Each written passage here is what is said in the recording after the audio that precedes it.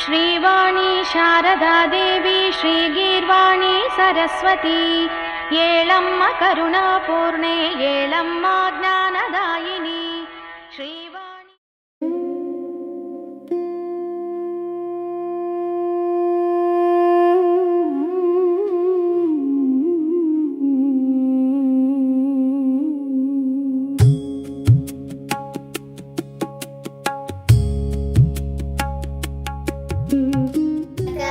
मुनिवरसुर राज विनुत कुरुकुहं भक्तानि पोषकं भवसुतं विनायकं भक्तिमुक्तिप्रदां भूषिताङ्गं रक्तपादाम्बुज भावयामि.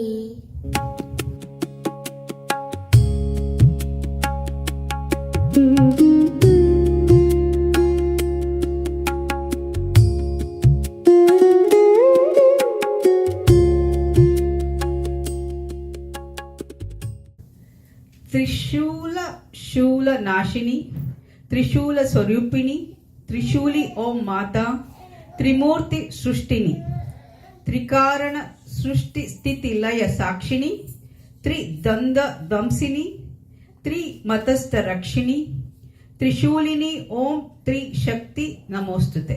ಹಲವಾರು ವ್ಯಾಖ್ಯಾನಗಳನ್ನ ಮತ್ತು ಪ್ರಾಕಾರ ಗ್ರಂಥಗಳನ್ನ ಅಲ್ಲದೆ ಹಲವಾರು ಸ್ತೋತ್ರಗಳನ್ನ ಸಂಯೋಜಿಸಿದ್ದಾರೆ.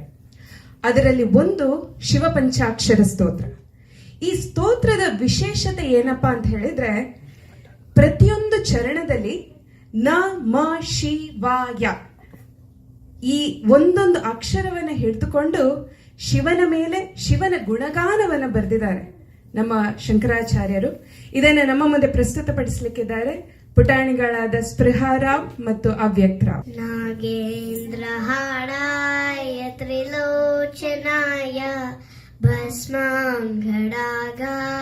ಮಹೇಶ್ವರಾಯ ನಿತ್ಯಾಯ ಶುದ್ಧಾಯ ದಿಗಂಬರಾಯ ತಸ್ಮೈ ನಕಾರಾಯ ನಮಃ ಶಿವಾಯ.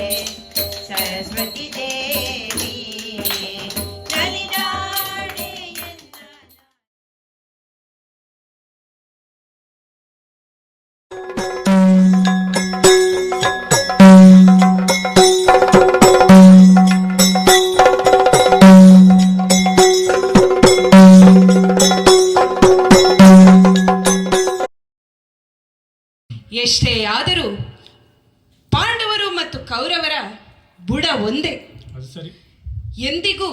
ಎಂದೆಂದಿಗೂ ನೀವು ಕುರುವಂಶದವರು. ಸಂಧಿಯ ನಿರ್ಣಯ ನನ್ನ ಅಣ್ಣನಾದ ಧರ್ಮಜನ ನಿರ್ಧಾರ. ಹೌದೇ? ಅವನು ಧರ್ಮ ನೀತಿಯನ್ನು ನೋಡಿಕೊಂಡೇ ಮಾಡಿರಬೇಕು.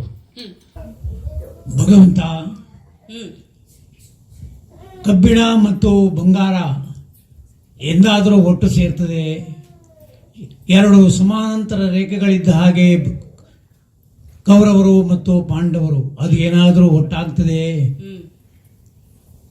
ಒಡೆಯ ಲಕ್ಷ್ಮೀನಾರಾಯಣ ಆಯ್ತ. ಏನಿದ್ದರೂ ಕೃಷ್ಣ ಬಂದ ಮೇಲೆ ಒಂದು ನಿರ್ಣಯ ತಗೊಳ್ತೇವೆ ಅಂತ.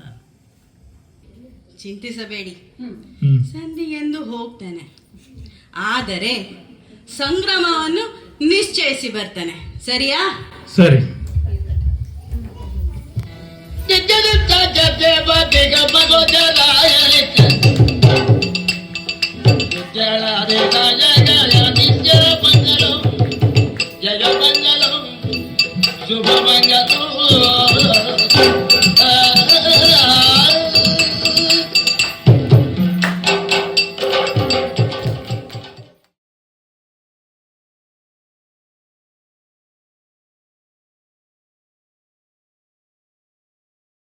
ನಸುಕಿನಲ್ಲಿ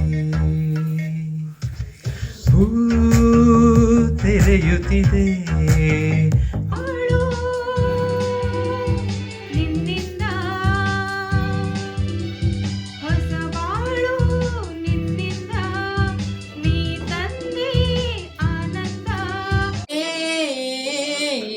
ಜಗನ್ಮೋಹನನೇ ಕೃಷ್ಣ. ನಮ್ಗೆ ನಿಮ್ಮ ಒಗ್ಗಟ್ಟೆಲ್ಲ ನೋಡಿ ನಿಜವಾಗಿಯೂ ತುಂಬಾ ಖುಷಿ ಆಗ್ತಾ ಇದೆ. ಸಾವಿರಾರು ಮೈಲು ದೂರದಲ್ಲಿ ಸಪ್ತ ಸಾಗರದಾಚೆ ಎಲ್ರು ಅಷ್ಟಷ್ಟು ದೂರದಿಂದ ಎಲ್ಲ ಬಂದಿದ್ದೀರಾ. ಒಳ್ಳೇದಾಗ್ಲಿ, ಬಹಳ ಖುಷಿ ಆಯ್ತು.